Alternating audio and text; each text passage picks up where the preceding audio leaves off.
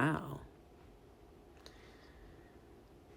Wendell Perez's child with an emotional support rabbit. Interesting. When students change gender identity and parents don't know. So apparently, Miss Bradshaw found out that her 15-year-old identified as transgender at the school after she glimpsed a homework assignment with an unfamiliar name scrawled at the top. Well, well, well. So apparently, the school had been acknowledging this new name, okay, and allowing him use the boys' bathroom and calling him by male pronouns.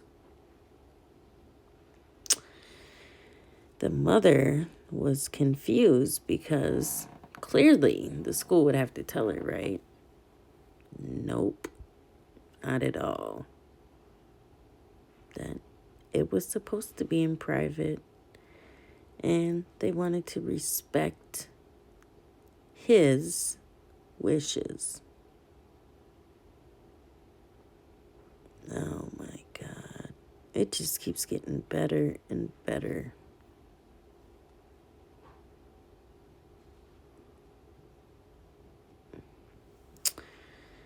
The Bradshaws accepted their teenager's new gender identity, but not without trepidation, especially after he asked for hormones and surgery to remove his breasts.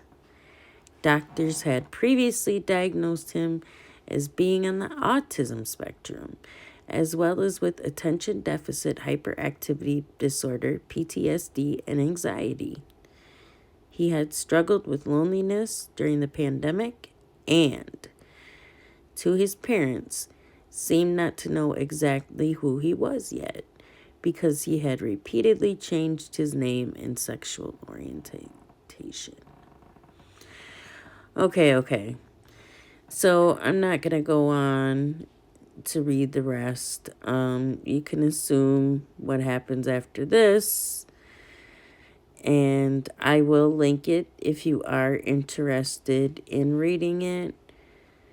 And for me, I want to go as far as the diagnosis part because clearly there's something going on with her, other than this whole gender crisis. It appears that this child is dealing with depression amongst the other things they listed. And confusion is clearly another big issue, right? The sad part for me is that when I think back to 15, yes, I thought I knew who I was. I thought that the decisions I were making were the correct ones. Were they? Not so much.